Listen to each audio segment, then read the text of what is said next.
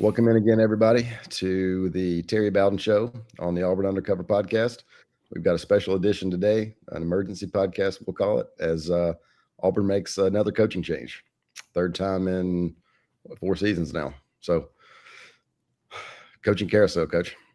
Well, and again, I mean, was this? I don't know how unexpected it was. I'm not sure we knew when, but it was not trending in the right direction for Hugh Freeze. I'm a good friend of Hugh Freeze. I wish these things would at least carry to the end of the season. This isn't like Auburn is the only team doing it. With the way schools are paying off coaches and cutting their contract, cutting them off, you're not going to be in the hunt for several coaches if you don't at least get your searchers out there talking behind the scenes, because that's kind of the way it's done right now. Hugh's had a couple losing seasons. We really felt with the recruiting and with the, defense is playing so well, you kind of hoped it would go a different direction. And I think the thing that, having been through winning and losing and coached at Auburn and knowing a lot about other situations, my brother having coached at Clemson, my father at Florida State, been through a bunch of head coaching searches and interviews and behind the scenes actions. Let's get one thing straight. Hugh Freeze is not coaching at Auburn because he didn't win enough. Not because he played golf or because he had a weird personality or his family or this or that. He needed to win more games. And unfortunately, that's what you get paid for.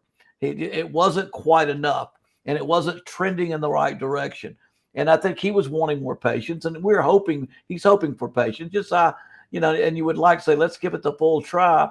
But I think in today's game, when you're paid a huge salary with a huge buyout, you come in with your eyes wide open. I better win. They're not hiring me at Auburn to come in second. They're not paying this kind of money to build 4 years down the road. They're giving me NIL money. They're giving me salary for coaches, to hire coaches, and it's all about winning. So, like I say, Hugh Freeze doesn't have to apologize for his career. He's had wins at Ole Miss, and shoot, I remember him all the way back at Lambuth College when I got back into coaching. Was at UNA right down the road from Lambuth, and what he did at Liberty, I coached against him at Liberty. But the fact is, the worst thing is when you're a head coach and you're not winning, and especially in the SEC, not beating conference teams and not winning at home. And then again, trending downward where the school doesn't feel like there's enough positive direction. This is going to happen. And look who else is happening. James Franklin, Brian Kelly, a lot of guys who've won a lot of football games are bought out. And so best of wishes to Hugh. And I know he will, if he wants to coach again, there will be a level or a place that he can coach.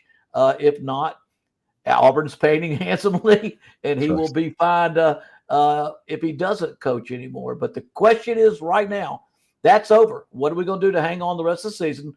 DJ Durkin been named the interim head coach, which I think you got to keep it going. Mm-hmm. And let me say this. The teams that have removed their coaches, they've kind of done pretty well after those coaches are gone. There's a juice. There's a spark. There's this sense of, hey, man, we got our backs to the wall. Let's rally among ourselves. Florida almost did it to Georgia. We saw Virginia Tech win a couple of games after they fired theirs. We'll see how LSU does.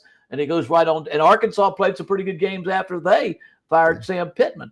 And so right now you want the university and the fans, and I know they will rally around these players and these coaches that are on the staff and make sure they get as much support as they can. Because there is that outside, the 6-6 bowl situation is not out of reach. It's just got to take a couple of big wins coming up still on the roster as well. What's that? Take 2 top 10 wins. That's what's at Vanderbilt, and they got Vandy still, don't they? And Alabama. And Alabama, yeah. No, that's not saying it's not completely impossible, but again, it's. But I think the university, in what the university is thinking, when they know what they're going to do, when they know this thing is not going to get to where they want it to be, as long as they respect the buyout, respect the contract, and they know what they're going to do, Auburn's acting no differently than other major universities that have a lot of money and a lot of finances and a lot of fans invested in this program. So anyway, good luck to Hugh, and I hope and his staff. I'm always thinking about his staff. To be honest with you, and I will say this: I'm not that far removed from it, but those staff nowadays they've got pretty decent buyouts themselves, coordinators especially. But most assistant coaches have a 1 full year or a 2-year contract. Coordinators maybe 3, and so this is not just a Hugh Freeze buyout; it's a buyout of the group. But I mean, what next? What next, Ronnie? What are your senses being much closer to the program than I have, because I've been coaching somewhere else and doing other things? Well, I think, a couple things that you said. The buyout money is relatively, this is hard to say, but I mean, relatively manageable compared to LSU. Emphasis on relatively, because you're right, it is relatively low. 15 million or so. I mean, that's better than 50 or yeah. But you'll hear John Summerall's name. This will be a chance for DJ Durkin to audition for the job. We both know Will Muschamp. DJ was Will's coordinator at Florida, so right. I'm sure Will has already given him plenty of advice on what to do and how to get the job but the thing for DJ is defense got to keep playing well, and if you get a little bit of spark on offense, then somebody sent me a stat today. I would have to go back and look, but said that Auburn is the only team in the country who hasn't given up more than 24 points in a game. I'm not sure that's that against FBS opponents. No, that's against everybody. I was going to say against everybody. Yeah, they're the only. There were 3 teams in the nation that have given up 24 or less points against FBS, and Auburn's one of the 3. That's pretty high cotton. They're playing plenty good defensively to win. We know that DJ Durkin's done a great job. I would say this: you mentioned there are going to be names thrown out. John Summerall's name, of course. I love John. I know John a long time. I coached against him at Troy 2 years. Did a great job. They had a couple or 2 or 3 losing seasons. He goes right into there, wins the conference twice. They are a physical, tough football team. He's been offensive coordinator. I won't say at Ole Miss, defensive coach at linebacker coach at Kentucky, maybe where he played at Kentucky. He's from Huntsville, Grissom High School. I remember him from way back, and he's doing great at Tulane. I hope he hasn't heard. He just lost a game he should have won. He lost a tough game this past weekend that I thought he might win. I said the bad thing is I hope he's not hearing these rumors that can disrupt you. But anyway, we hear some names like that. I would say this: if you get involved with a defensive coordinator / head coach, your DJ Durkin staying possibilities goes down. They're their own guy, and they usually bring in their own coach. You hire an offensive guy like I was, where I kept Wayne Hall, or some other coaches who come in as offensive coaches, and the defense is playing well. You don't want to. I don't like to fix things that aren't broken. And if you can retain several members of I kept Joe Whitt on that defense and Wayne Hall on that defensive staff, and they kept it going and brought in 2 new guys. Brought in Kirk Crane, who played there, and loved Auburn, and then brought in kept Rodney Garner. I elevated him from graduate assistant to a full-time coach, tight ends coach, and then I brought in some other people. But nowadays, again, it all depends on who you hire and what discussions are made during the interview process. Because some coaches, they'll make it clear what they expect you or want you to do. If you're going to hire somebody that's people are after, you've got to give them the ability to hire who they want to hire, from the strength coach to the trainer to I won't say trainer, and of course my Dr. Goodrich, Mike Goodlet's been here forever. He was there with me. I hope he never leaves. But there will be a guy a guy that does that if he comes in, and so it'll be interesting. Jimbo Fisher, I'm wondering, he's coached there before. He's made it clear that he would like to coach at a top level, at a program that is committed to playing at the top level. And I'm just wondering, I'm curious, now that I'm on the outside looking in, there are 3 or 4 schools that when they go after a head coach, they're going to outbid. Florida's going to pay 10 or plus million a year. Yes. LSU's going to play. They got to play 12. Because they want the best coach out there. And if the best coach is an established best coach, he can demand $12 million. It's an unfathomable, I guess, when you get old like me. But does Auburn go after that level of coach? Is Auburn going to go after is Auburn going to compete with LSU for the top guy, or with Florida for the very top guy, whoever that might be? Or does Auburn try to do what I think Auburn has done a lot, is going after the guy that might be on the verge of being up there? I mean, you go all the way to Pat Dye. He was on the verge of being there. I was not. I was coming out of 1AA. Tommy Tuberville was at Ole Miss, but he was still kind of working his way into it. Wasn't the top guy in the country. And Auburn's been very good there. But the difficult thing right now is that we've had two coaches that have not worked. Came out of successful situations, but maybe not the most sought after. Brian Harsin was at Washington. Where was he? Boise. I'm sorry, Boise. Washington was a coach at Alabama. He was at Boise, but successful there. That lasted 2 years. And then 2.5 years. And Hugh lasted 2.5. 2.5 as well. And so it's very, a year and a half. Harsin I was going to say, I was thinking Harsin was a year and a half. He didn't quite get through that second year. But the point is, you can't afford another mistake. You can't afford to make a mistake. And I will say this. I would hope whoever is going to make the decision to fire that coach needs to be the same guy that's on the committee that hires that coach, because it's easier to hire than it is to fire if you have something to say. And as many schools do, there's a 4 or 5 man search committee that the AD is a part of. But if I was the AD, and I can't speak for John Cohen because he's got to speak for himself. But if I'm the AD at Auburn, I want 4 or 5 people on that committee with me. And when we pick a coach, we all say this is our guy. Because 2 years later, when you have to say he's not our guy, then all 5 have to raise their hand and say we all made that mistake, or we all made this decision. That's what you got to do. And that happened with Malzahn. There was a committee, and that's and it was Bo and Pat Sullivan and Jay Jacobs and I forget, the other guy was Booster. And who was that with Gus Malzahn? That was with Gus. And then when Harsin was hired, Alan Green kind of went rogue. You mentioned Durkin. The interesting thing about Durkin is with all these jobs that are open and that are going to come open, you got 12 open now, right? You got 15 by the end of the day. And Durkin's going to get for some of these jobs. If he doesn't get Auburn, he can have some opportunities to get other jobs. And, you go ahead. Yeah, go ahead. No, and it may not be an Auburn level job, but it may be. I mean, depending on what all opens. And other than this, I was thinking more along the fact that he the next one may be a $2 or $3 million coordinator job like he's got. I mean, he's going to be one of the most sought after. You remember that Ohio State had the number 1 defense in the country. Their coordinator went to Penn State. Now things didn't work out, but he was still the number 1 coordinator in the country going there. And so, and the funny thing is, Clemson went to Penn State and hired their coordinator, was supposed to turn their defense around and got a ton of money, and that didn't happen.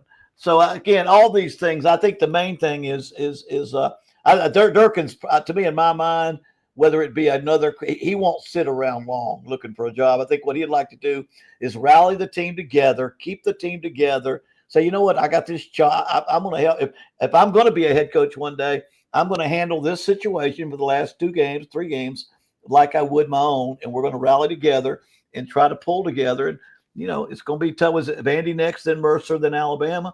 And the first one's going to be tough. But you know what? They can be had, and they can be beaten. And if you're going to beat them, you got to beat them your defense. And that's because that's what you got to do. Because when I watched them play Texas for the entire first half, there was a very, very talented team, and there was another team that played a good fundamental football. And Texas was the very, very talented team, and Vandy was a team that just plays fundamentally sound with a quarterback. The poor quarterback was trying to instead of winning the game at the end, he was just trying to catch up, But that's a good fundamental football team. But anyway, that'll be the case. But I do think that it needs to be. And you mentioned names. I want to make sure that the guys that when I'm talking are the guys that are going to go make sure they're responsible for the money. When I say, I don't know if Bo Jackson or Pat Sullivan or whoever was responsible for paying the guy. Jay Jacobs was the AD. I know Jay because he was a young graduate assistant when I was there, and Jay was the AD for years after David Housel. But you would want it to be, John. I would want it to be a group of people that are, especially with the trustees, because ultimately, who fired you? Who said that's it? Yeah, I mean, at the end of the day, Who? I mean, was it John? And John Cohen and the AD and the board, I would guess, have to be. Well, I would say somebody has to have somebody has to be sat down with who has the ability to say, okay, are we all willing to pay this much money off? And so it has to be done. And so I would say whoever, those are the kind of people that you want involved, because it's getting to be a financial decision that's tough. It's tough. I mean, I think what the governor of Louisiana said, I think you saw it probably. I think what he said needs to be said. I think these I don't know if we're getting out of hand, but we're almost going down a route of no return. We've got NIL, we've got revenue sharing, and we've got huge contracts with guaranteed buyouts. And none of these were available. Were around 15 years ago or 10 years ago, and now they all are out there. And I can give you an example: Florida State, who, and I'm hoping that Mike Norvell, who's got a good win Saturday, he can find himself there. But they put money into their stadium. They built a brand new football exclusive facility building. He's got a $50 million buyout. They can't afford to. They if they want to, they can't.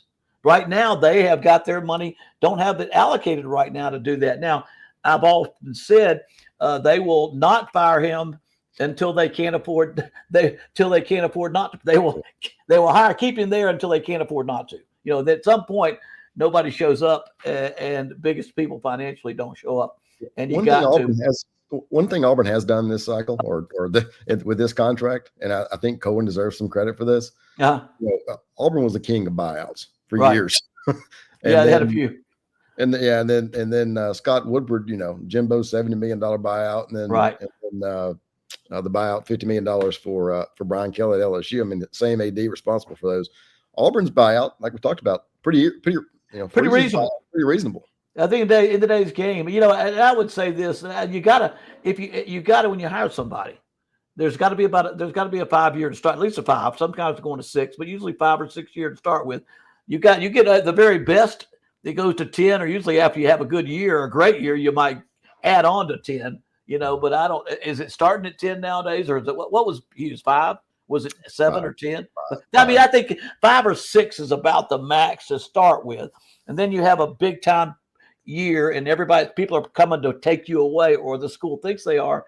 Then they say, you know what, this guy's worth keeping. He's proved himself. Now we're going to go for that 10-year deal.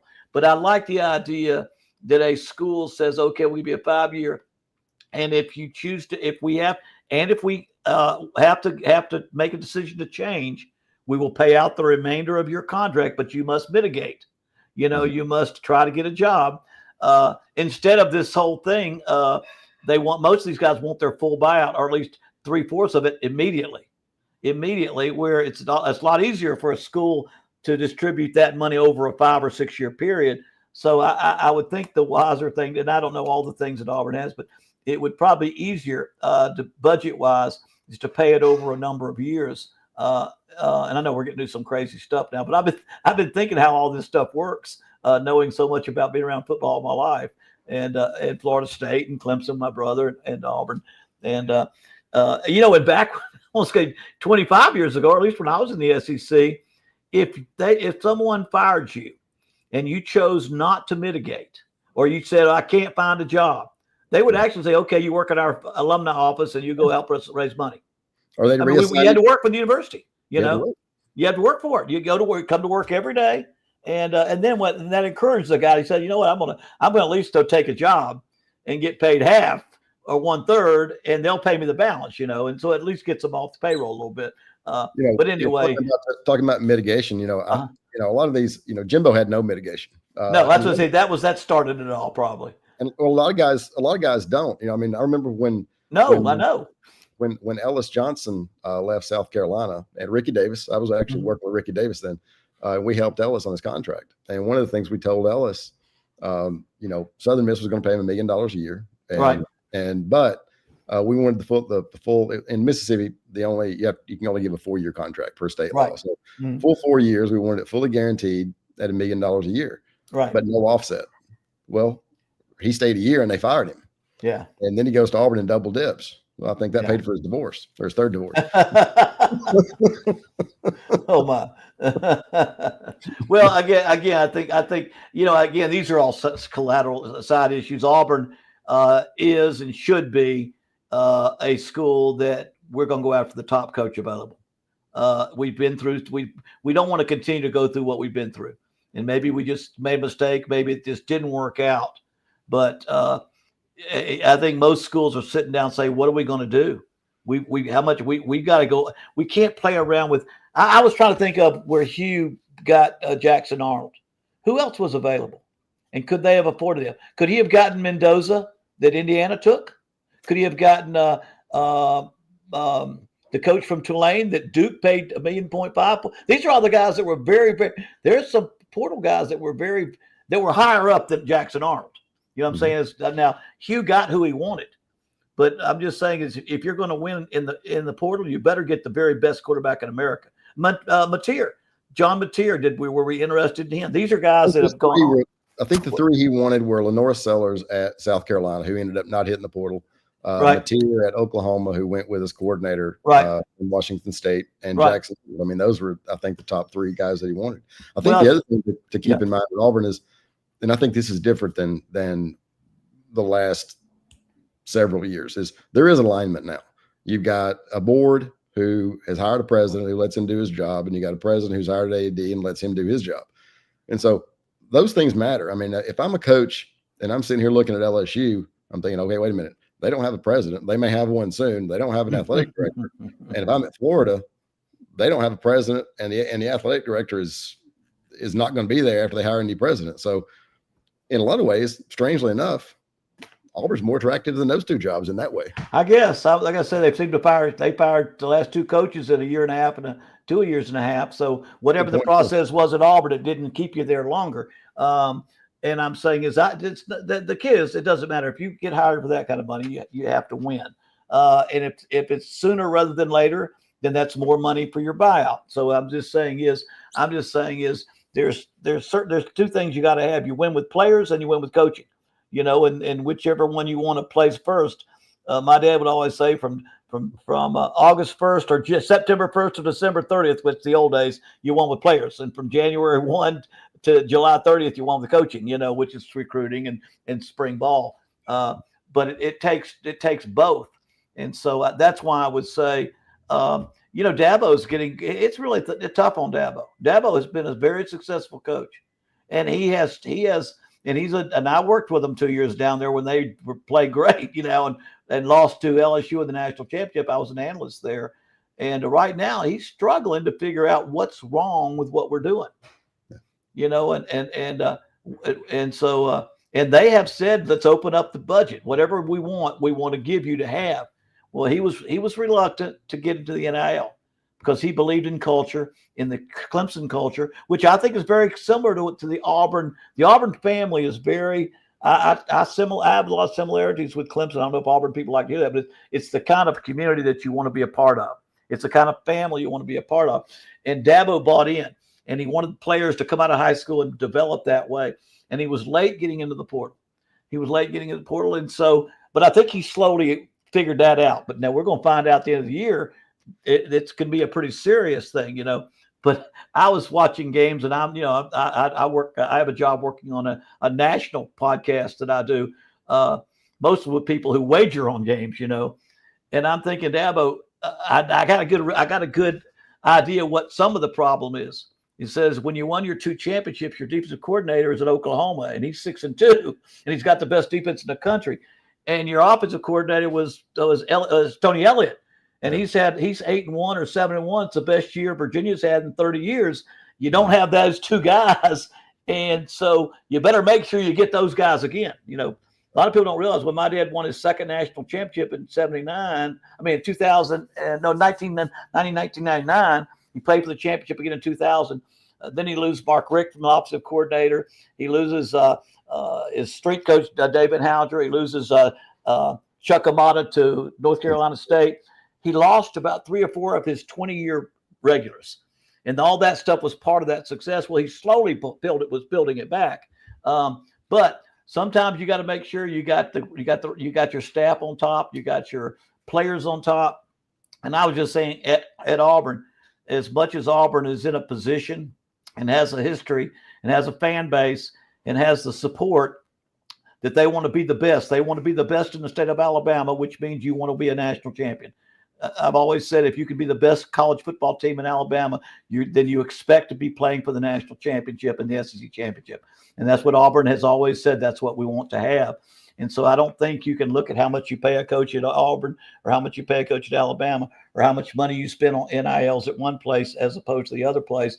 And I would say maybe at Auburn you spend more money on NILs because Alabama has been a little stronger historically on their reputation year after year after year of getting more of the top players. So you may have to make up for that with NIL transfers, you know. But anyway, and a lot of these players, you know, Auburn's probably going to lose some players either way, you know, the portal, whether Freeze had stayed or not. But I mean, and we'll get into this for those listening. You know, we'll Coach and I'll get into this in depth tomorrow, Monday on the Terry Bowden Show. We'll go up there on 7 p.m. But Coach, I appreciate you getting on with us again today. Well, I think it'll be good. We look forward to it. Now, the thing is, everybody pull together.